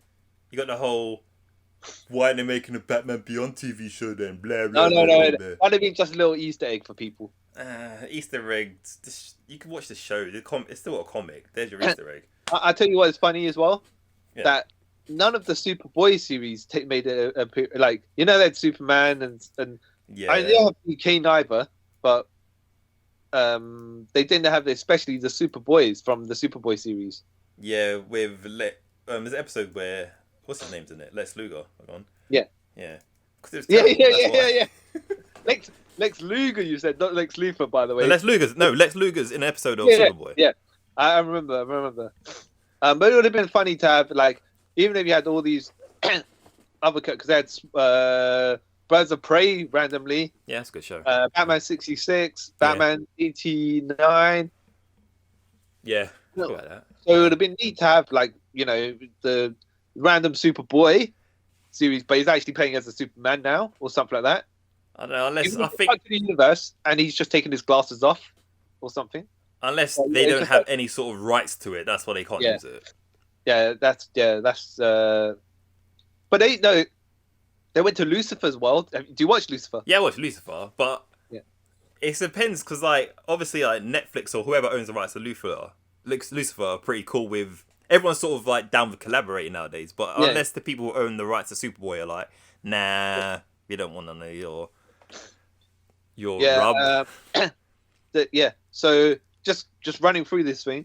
Yep. our boy Barry from Earth 90 Yeah. is the one who dies in the crisis Yeah. to save Barry from Earth 1. It was like, oh, okay. Because the Flash is going to die. And that's what Flash season 6 was leading to for the first half of it. Yeah. And I like that they kind of used the footage and the theme tune and stuff like that from the Flash from Earth 90. You kind of give him a sign off. Yeah. 30 years late, but yeah. Yeah, I mean. And I like the cameo from Tom Welling in Smallville. Yeah, man. What was joked is how people were like, oh, yeah, I think he's going to be in the suit because he's Superman, right? He's going to help them team up. And then Tom Welling, I think he said from back in the day, he never wants to wear a suit. Yeah, exactly. And then, so he makes an appearance where he doesn't have any powers just to troll not purposely troll the fans, but I was like, this guy's a joker. But I like that because it sort of made sense to that Superman's ending, if you know what I mean. Yeah, but it's just like, I'm not gonna, not to say, I'm not gonna wear the suit or gonna shove it in your face, but it's just like, I have an aversion to wearing it. Yeah. And then and then he doesn't wear it, and I'm like, yes, you're a joker.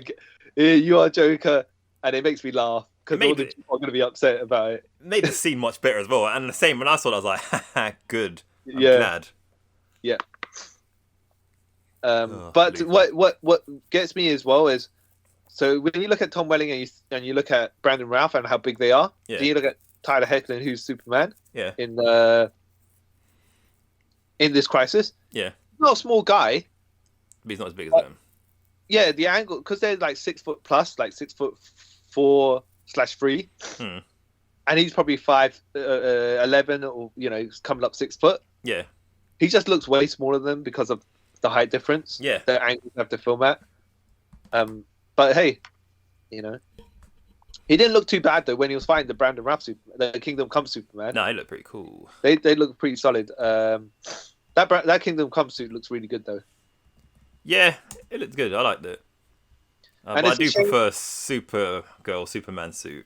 I don't know. It's grown on me. You know what? That's a more modernized suit. Though. Yeah, it's grown on me. But yeah, and I like that suit as well. But I just like the Kingdom Come Superman suit is just like literally the comic suit come to life as much accurately as possible with no fiddling around with extra lines or anything, like none of those extra details. Just like, Okay. Brandon Routh is 6 foot and 6'2.5". Yeah. Don't know why they write it like that. But okay. But it's the only other. All the cameos were good. Yeah. Some of them were random but good. Like you said, the Bird of Prey one was random because I was like, I thought I was like one of the only people in the world that remember that show. No, I watched it. I remember watching that show. Jeez. It was good. I thought it was alright. It was a bit of a strange. It's an odd kind of show because how could you market it where it's the daughter of Batman and Catwoman, but in the future where it's kind of like Dark Angel but not. Yeah, it's a show It's a show. You could tell it was a show of that time. Yeah, because like you said, you had like Dark Angel and stuff out around the same time, didn't you? So, but it was good. It was cool. It was cool that they were there because it just was a little bit more fun. Yeah. Now, I like that Oliver became the Spectre. Yeah. And it made sense to where they're going. But then they had to retcon it because Legend of Tomorrow went to the future at one point and there was old Oliver. And if you remember in season 1 of The Flash, where U-Bolt Thawne is fighting Oliver, Firestorm, and Flash, and he says that Oliver lives to be 85 years old or some stuff like that. Yeah. But you could say, Barry went to... Barry's messed up everything, as you say. Yeah, exactly. So that timeline doesn't happen anymore. No. Because they went to the future in Legend of Tomorrow, like, a couple of years before, they couldn't change it back. Yeah. So they're like, it's a separate unit, it's a separate Earth, which is fine. Because you see, I think it's Earth 48, Oliver, when he finds Wonder Clark babies. I don't know what to call it. They're Kent babies. Oh, F-16. F-16 Oliver babies. Yeah, and he made appearance. Oh, yeah. So, yeah.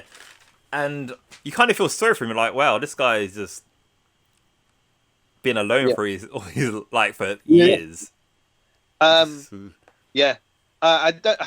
Spectre costume, I think, looks a bit like they just... I don't want to say they put him in a potato sack and whatever, but it wasn't. But all the costumes they do have and how well they look, they just literally gave this guy a cloak. But what can you do with a Spectre costume? I would just, his original Arrow costume. Yeah. Yeah, wear that cloak with a cloak with maybe that underneath. That's what he basically wore. Well, yeah, but he had you know what a slanket is? Yeah, I know what a slanket is. Yeah. yeah. It was kind of like that. It was like a blanket with. He was just raising his arms with the whole. I was like, oh, and it just looked like, yeah.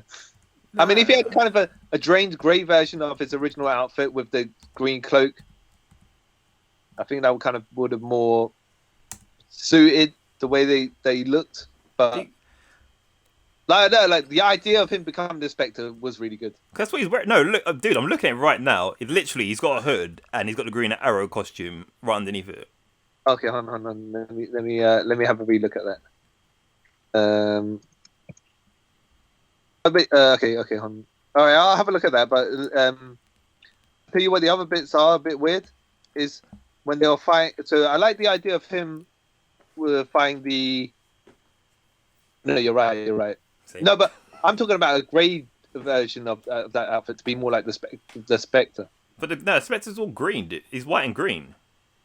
Yeah. But no, I'm saying it's because he's undead. Yeah, a more greyed out version of that the suit, rather than a green version of the suit underneath that. You know what I mean? Meh. I was confused about the whole Spectre thing. Anyway, how they just literally never made a mention of this guy until this episode. Yeah. No. Okay. Like you say, right? They didn't foreshadow it in any way, but I like the idea of Oliver becoming it. You know? The execution, on the other hand, like we say, was a bit... just like ham-fisted, like, "Hey, I'm John Corrigan." Okay, what? Yeah, you just need to be the Spectre to be the counterpoint to the Anti-Monitor. Yeah. And let's just get you there. Like they could have, like, obviously they thought about this like a couple of years ago. Yeah. Like they could at least had John Corrigan be mentioned or something in the previous series of like the Flash. I mean, not the Flash or Event Arrow, so you sort of know what it is. Yeah. Rather than, hey. I'll tell you what's funny. Corrigan makes an appearance in the Constantine TV series. Huh. It's a different guy. And they don't ever mention that he was Spectre, or that was the Jim Corrigan that would become the Spectre, even though he's the cop that's, that when I think Constantine looks at him, there's something like green surrounding him. Yeah. When they're looking at him for a certain vision, so you're like, this must be the guy, except that he isn't. It turns out there's another guy called Jim Corrigan. And Constantine did point out by saying, when he said, "I'm Jim Corrigan," and then Constantine said, "Not the one I know." And it's like, yeah, okay. Yeah. Moving right on. Yep. Pretend that never happened. Yeah. Okay. And as much as that, I want Kingdom Come Superman to be more of a presence in this, but that's only my own self. They were having a fight with the Anti-Monitor. Yeah. And I'm like, right, you shouldn't have. I don't want to say, oh, you can depower the Anti-Monitor for people to be able to fight, but why are you having people like White Canary and John Diggle and Wild Dog fighting the Anti-Monitor? They're humans with basic weaponry. They're not be able to do anything to the Anti-Monitor. If you had the rest of the Anti-Monitor's hordes or whatever, give them something to fight, or they'll just not have them in the final battle because they're not going to be useful. It's a bit weird. So they're there to be there, if you know what I mean. Yeah. Get the check. Yeah. Oh, that's set the last episode, right? Yeah. So I was just trying to say, the thing is, how can you depower the Anti-Monitor to a level where he's still a threat to the higher tier power people, but the lower tier people still have something to do? You can't really, because the power levels are too far apart. Yeah, but like you said, you sort of need to get them in the shot. So it is what it is. Yeah. They're doing everything. So I was gonna say they're leading to a final battle, which wasn't able to, I want to say, hit end game proportions. But I don't think they should have went for it if they couldn't execute it. Yeah. To that degree, they should have come up not necessarily something else, but something you didn't need to see necessarily. If But you need to something like that. You need to see to sort of get the payoff. no. When I say like heavily shoot in a way that you don't need to, if you don't have the budget for it, you can kind of get around it. Yeah. Yeah, I get So that. you could have the first set of people fighting with the anti-monitor, cut to something else, cut back for a little bit, because then you don't need to film the entire battle for like a continuous scene. Yeah. You know, you just get around, just need to shoot what you need to shoot, and that's that. Yeah, that makes sense. Yeah. Yeah. I mean, I like the story of it, but the idea of the Paragons I thought was a bit not. The Paragon bit was just silly, but I get why they did it. They could have just named it something else rather than Paragons and then keep on specifically saying they're across the multiverse, even though 7 of them are on Earth 1. As much as well, I was saying I wanted Kingdom of Constantine to do more. I did like the idea of Lex Luthor being overriding him. Yeah, that's good. That's a true Lex Luthor move. And the fact is, he wasn't just a human. He was human there, but he had all his other abilities, like the laser, whatever it is. Yeah. So it's like, okay, he's not just a base human here, even though he's as smart and cunning as he is. Yeah, because he even says he tweaked himself. Yeah. Yeah. Which is pretty smart on his behalf. What do you think about the thing about the combined Earths at the end? Obviously, they had to. I don't want to say, they just had to merge Earth 38 and Earth 1 together. Yeah. They did actually put in Black Lightning as well. And some other things, I think. But then they kind of just left it at that. Just like, okay, they merged 3 different Earths to one Earth. Yeah, fair enough. Basically. Yeah, and they probably should have merged Earth 3 into there as well, because then you could have had the Jay Garrick Flash make appearances here and there. He's dead. Well, his universe doesn't exist anymore. Yeah, I know, but they brought him. I swear they brought him. No, wait. It's not a spoiler, but his universe does exist now, but it's Earth 2. Yeah. And it's in the Stargirl universe. Yeah, exactly. No, but he might not be the Jay Garrick. That was the Jay Garrick from Earth 3. No, I think it is, because something come out about it the other day. No, the same actor, but it just might be the different character of the. Because if he has a different costume, you can logically say, "Oh, it's just the same character, the same name, a different character." Because it's going to be the same actor as well, and he's played like 7 different Flashes 5 different things in the same universe, in the same series. They said that, it's going to be addressed in Stargirl season 2. Oh, okay. Literally, they are going to say it's the guy from Earth 3. Yeah. Okay. All right. Fair enough. Yeah, because I think they basically merged those Earths into one. Fair enough. Yeah. Woo. Yeah. It was. I think it's my favorite because I liked a lot. There's bits to like, but I think it was just too ambitious for what they were trying to pull off for the budget they had. Yeah, the budget. Yeah, but I liked it because. To be fair, sorry, no, go on. I like it because it sort of pays off for people who's watched it from the beginning till then. Yeah, it's kind of like, oh, cool. They acknowledge this and also other things I sort of like on the side. That's cool. Yeah. So it's like a good thing for like long-term fans of like all the DC shows it's ever been, really. Yeah, that's why I enjoyed it. Yeah, I did like that. I just think, it's cool, but beyond the scope of what they were, what they could do. Yeah, they tried too hard. Yeah, they tried too hard. Yeah, but they didn't fail at it, so I'll give them that. Yeah. They got to that middle ground where it was decent enough that you give it a thumbs up. Yeah. But kind of like, if it was a movie, if they got a movie budget, it could have been so much more. Yeah, it could. I haven't criticized things sort of budget. I'm just saying they didn't curtail their expectations to what they had. Yeah. They saw far in front rather than what's. They didn't see what's ahead. They saw. It's like saying their eyes were bigger than their stomach. Netflix. Yeah. Yeah. But yeah, they did well. It was fun though. It was fun. It was definitely fun. And I liked the whole wrap up to Oliver's life. I thought that was cool. Yeah.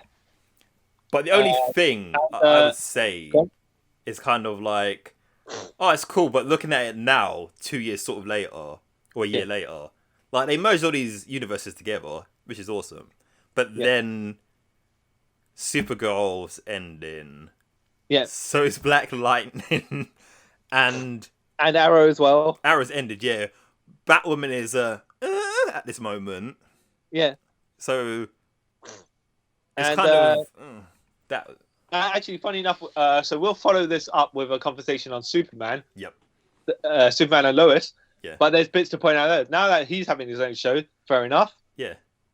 But I think they should have kept a version of this costume in that show, because in that show, because he does the flashbacks at the beginning. Yeah. He's not wearing this costume. No. He's wearing the same consistent, like he wears Ace outfit, but they have to go back to this costume at some point because in the merged Earth it appears. Yeah. So his latest suit could have been the final suit he wears in the actual series, but they should have done the flashbacks pre that series in this costume. Would have made sense. Yeah. So I was thinking the same thing. Yeah. But yeah, generally, what would you say? All these are pretty fun. They're pretty fun. They're pretty cool. They're really enjoyable. Yeah. I say Crisis on FX because it's enough of his own thing. Yeah. Then you need to watch the other things. Some of them, like this as well, Crisis on Infinite Earths and Elseworlds are their own thing as well. Yeah. Beware when if you're watching the others, you kind of have to have backstory to it. Yeah. Well, you don't need to. You can ignore it all. Yeah, but you won't get the same enjoyment out of it. Yeah. Yeah. They're not self-contained like these. Like, Crisis has got tiny bits of, both the Crisis, there's tiny little bits that you can easily overlook. Yeah. And it won't damp your experience at all. Yeah. So yeah, I'll say if you got 11 hours of your life, watch them. Yeah. I think it's more, but yeah. Yeah. I would say they're pretty fun. They're pretty worth the watch. Nothing too bad to. I mean, we've gone through our opinions, anyways. Yeah. So it's nothing. There's nothing too bad enough where I wouldn't say don't watch it, but just beware. There's some things that people, your opinions of the characters, you might not agree with, or however, or the execution of certain things. Yeah, some of it, the landing is a bit dodgy, but it's still a landing. Yeah, exactly. Okay, so that'll be us signing off for this episode. I am who watches The Watchmen, and you are the paragon of hope and love. Okay. I'm all the paragons, Carl Charles. CY Chung signing off. And don't forget to like and subscribe to the podcast and all that. And bye. Don't know why I clapped.